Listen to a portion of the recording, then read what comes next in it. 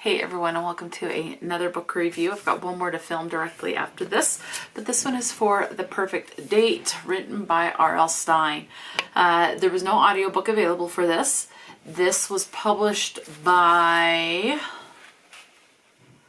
it says it's an Archway paperback published by Pocket Books. This, or a Parachute Press book. So sometimes there's a major publication company, but then they have a couple little companies underneath them. This book was published in 1996, so definitely an older one. You do definitely feel that as far as some of the technology and stuff. For example, Brady, who is the main male character, this is a horror thriller with a little sprinkling of romance, but Brady is the main character, and he is trying to find Rosha, who is the main female interest in this. He's trying to find her phone number and her address. Reference to looking her up in a phone book, but she has a common last name, and so he's like, I have to call all these Nelsons and go through this trying to find Rosha and all of that. I ended up giving this one 3 stars. I still had a good time reading it. The ending was not my favorite.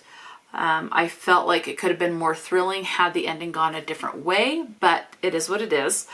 I do think that I would have enjoyed the ending a lot more had I read this as the target audience range, age range. So, a couple things. This is going to be very short. So Brady is a boy, the main male interest in high school.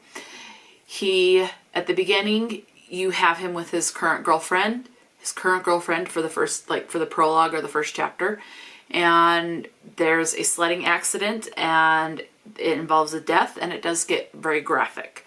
So do be aware of that. You do get the blood and guts type of a thing.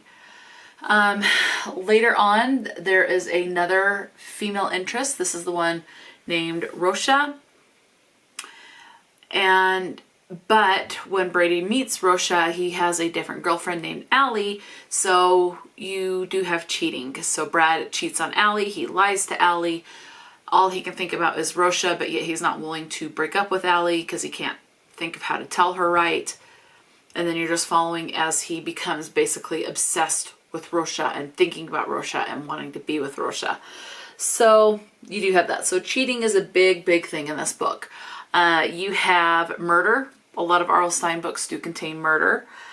You do have, like with the sledding accident, there's at least 2 incidents. The sledding accident is one, but there is an incident towards the end of the book where you do have more body horror. Like I'm talking, it's graphic, okay? It does get pretty graphic. It's not the most graphic thing I've read, but I think for a Fear Street book, it is very graphic. So you do have body horror. And then representation, as far as racial or representation, I would say it's all fairly cookie cutter. They all seem white, because I'm just going off of what the cover looks like. There's nothing to indicate any racial diversity as well as sexual diversity, but do keep in mind this was written and published in 1996. So do keep that in mind as well.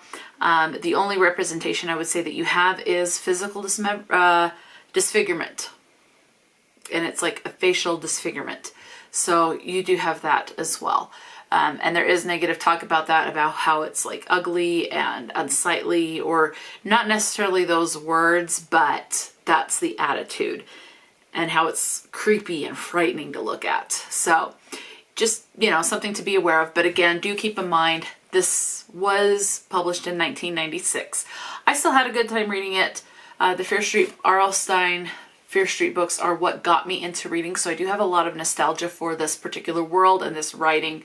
But always keep in mind with these, things like this, they're a product of their time, but I think they're still a fun read. Just be aware that if there's any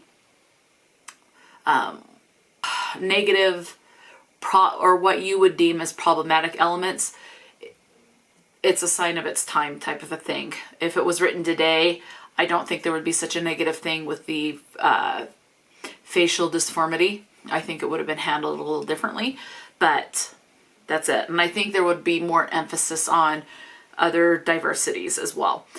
So again, just keep in mind 1996 is when it was published. I still had a fun time reading it. Again, I do wish the ending was just a little bit different. It's a YA novella, so there's not a lot to talk about, and I can't really say anything else without entering spoiler territory. So that's all I'm going to say about this. Let me know if you have read The Perfect Date by R.L. Stine, what your thoughts on it were, or what your favorite Fear Street book is, or other book by R.L. Stine. Let me know, and talk to me in the comment section below. Until next time, stay true to yourself and enjoy a good book, and I'll talk to you later.